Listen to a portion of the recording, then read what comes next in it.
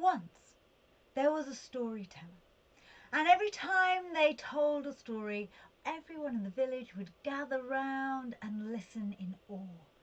It was at that time when the embers had just burnt down to that storytelling glow, and the stories would spin and weave through mind and ear.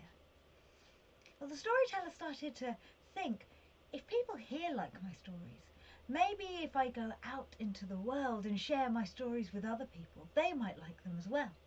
And so that's what the storyteller did. They set off and walked day after day, week after week, town after town, sharing their stories. And everywhere they went, the people cheered and whooped. They would gather around, they would wait till the embers had burnt down to that storytelling glow, and they would listen. Now, I don't know if you've had this experience, but if you've ever left that place that you call home, that you think of home, that you feel of home, it's like there's an invisible string tied round your heart and tied to that place you call home. And so it was with the storyteller, that as far as they had walked one day, that string stretched as far as it could, and it twanged. And a pang of homesickness ached right the way through the storyteller from head down to toe. Not another step could they take, and instead their feet turned around and they started the long, weaving, winding journey home. And when they got there, what a celebration! People cheered, people celebrated. They decided to hold a feast that very night in the storyteller's honour. And so it was. Foods were piled high and people ate until their bellies were sore.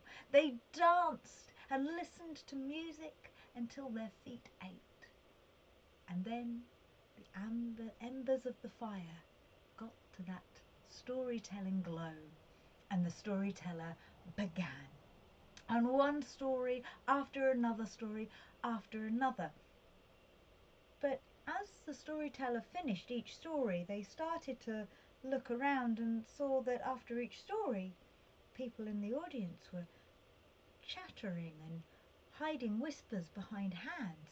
The storyteller started to think that maybe they were doing something wrong and listened in.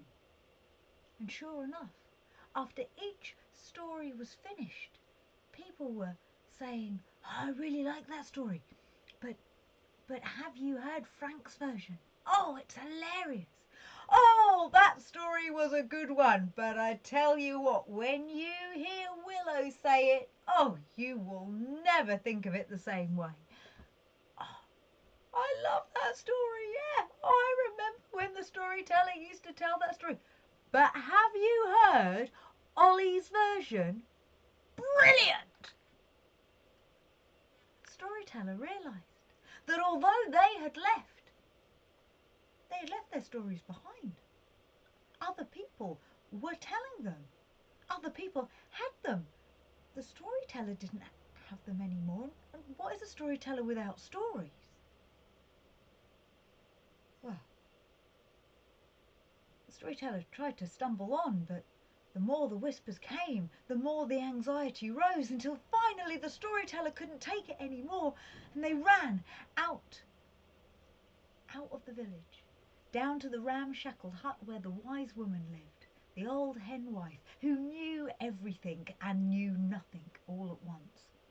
And so the storyteller burst in with worry and woe spilling from lips, and the old wise woman sat there and nodded and listened and said, "Yes, I tell you what. If you go down to the river where the tall reeds grow, if you pick me up a handful of sand and bring it back here, then I will tell you your solution." Off as quick as a whippet went the storyteller down to the river where the tall reeds grow and clasped up a handful of sand. But no sooner was that sand in hand Then it started to trickle out through the crevices between fingers, faster and faster, and the more the storyteller gripped, the faster it flowed, and so the storyteller ran all the way back to the wise woman, opened up their hand, and there was a single grain left. The storyteller offered it. The wise woman picked it up, and she smiled and she nodded and she said, "Do you understand now?" And the storyteller did not. "You see," said the wise woman, "you can no sooner hold on to your stories than you can a handful of sand. For when you tell a story, it lives in the ears and minds and falls from the lips of all of those who hear it. And so, instead of holding on to your stories, share them with everyone you can, for that is when a story lives and breathes, when it is being told." And the storyteller heard this, and from that day forth, wherever they went, they shared their stories here and there. And this is how that story ended up in my ears, and now how it's ended up in yours. And so, take it onwards, tell it and share it.